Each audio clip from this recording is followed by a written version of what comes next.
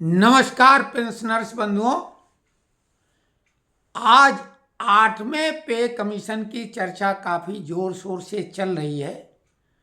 8वें पे कमीशन के बारे में जो अभी तक हमारे पास जानकारी है तो सरकार पे कमीशन का गठन नहीं करेगी, क्योंकि वित्त मंत्री अरुण जेटली ने जो प्रथम कार्यकाल था एनडीए का, उन्होंने तब कहा था कि 8वें पे कमीशन का गठन नहीं किया जाएगा। इसमें अकारण समय लगता है और इसमें एक जटिलताएं बहुत होती हैं।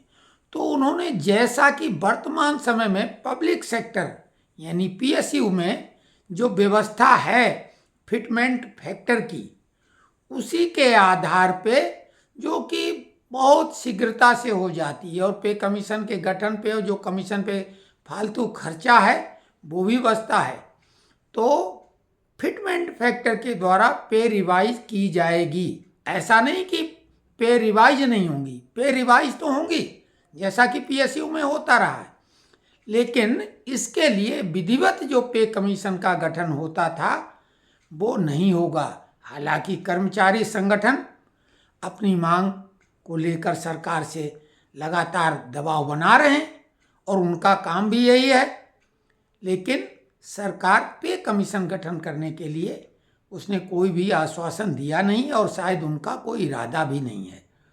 वैसे भी पे कमीशन 2026 से ड्यू है, तो अभी समय है और इतना जल्दी अब पे कमीशन गठन करने का कोई वो भी नहीं है कि आज के दौर में कंप्यूटर जो काम पहले मैनुअली वर्षों में होता था आज वो दिनों में होने लगा है। तो ऐसे में पे कमीशन के गठन का कोई औचित्य भी नहीं है। केवल उसमें कुछ लोगों को विदेश यात्राएं और ये वो सब होता था और आखिरकार करना वही होता था जो सरकार को करना होता था।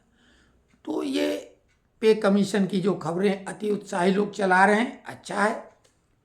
उसके साथ ही डीए को लेकर अभी भी कुछ लोग 6% तक की बात कर रहे हैं, 5% तो कई लोग कर रहे हैं, लेकिन डीए 4% निश्चित हो चुका है। निश्चित मतलब अभी दिसंबर के AICPI के आंकड़े नहीं आए हैं, मतलब all India consumer price index, इसकी एक बास्केट होती है। कई शहरों से वो आंकड़े विभिन्न जिन्सों के लिए जाते हैं, उस बास्केट में डाले जाते हैं और उसी से CPI कंज्यूमर प्राइस इंडेक्स तैयार होता है और वर्तमान में उसके आधार पर महंगाई नवंबर तक 3.68% हो चुकी है।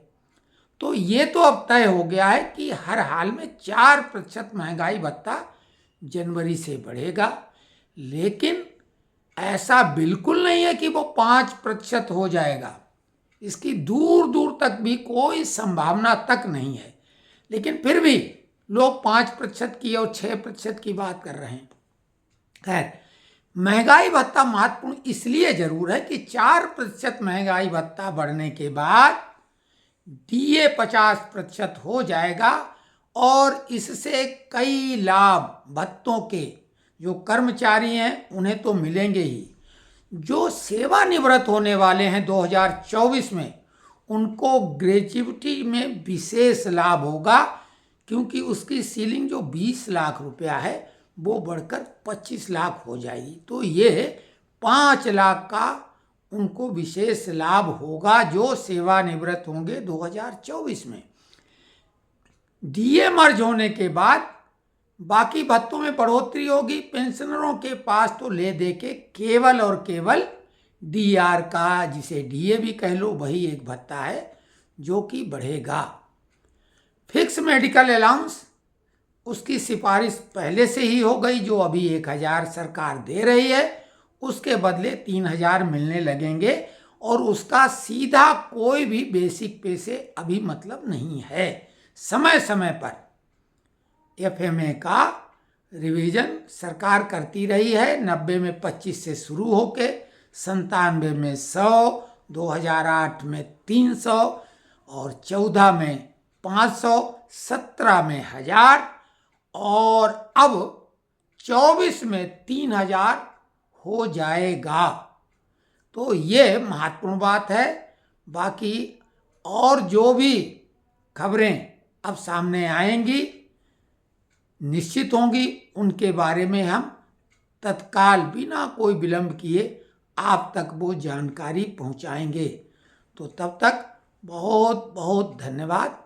आप चैनल को सब्सक्राइब कर सकते हैं पूरे विश्वास के साथ कि आपके साथ हम कोई भी ऐसी बात सामने नहीं रखेंगे जो कि बाद में गलत निकले। कमेंट्स करें, लाइक करें और चैनल को सब्सक्राइब करें। बहुत बहुत धन्यवाद।